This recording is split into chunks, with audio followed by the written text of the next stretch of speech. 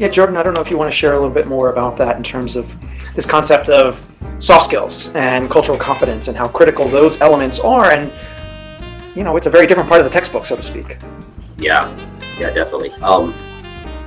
This is speaking kind of broadly here.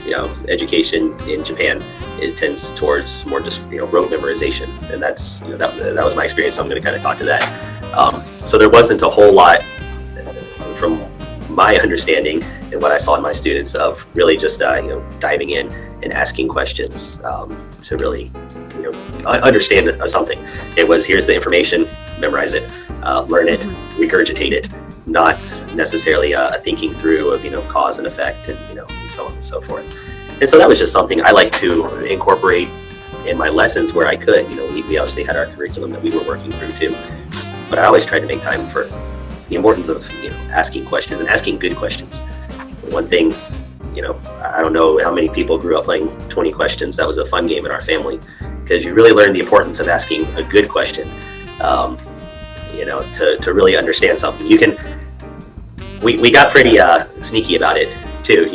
If you weren't asking a good question, we'd give an answer that was close enough but kind of misleading too.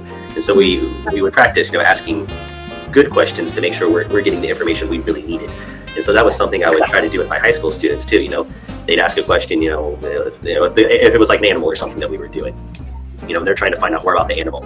They would tend, it's just habit, you just kind of ask very broad general questions, but getting them to dive in and really ask specific questions.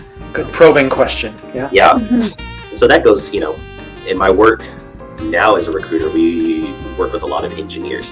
And so in my conversations with them, a lot of what an engineer does is just go back to root cause. You have to ask good probing questions to find out why something malfunctioned or isn't functioning well, or is there a way to make it better? We ask questions and break things down into small bites. So, that's, I guess, kind of going back to that employability thing too. Somebody who, if you're going to go into any kind of field where you're going to problem solve, which is, I can't think of any field that doesn't do some of that in some degree. You have to be able to break things down and work backwards.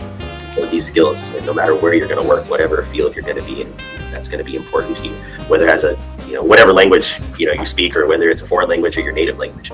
Those skills are going to be vital in your career, especially as Gabrielle said. We've got all these different mediums that we're learning through or communicating through too, and so you have to be able to break things down and think backwards using that critical thinking to understand what's going on.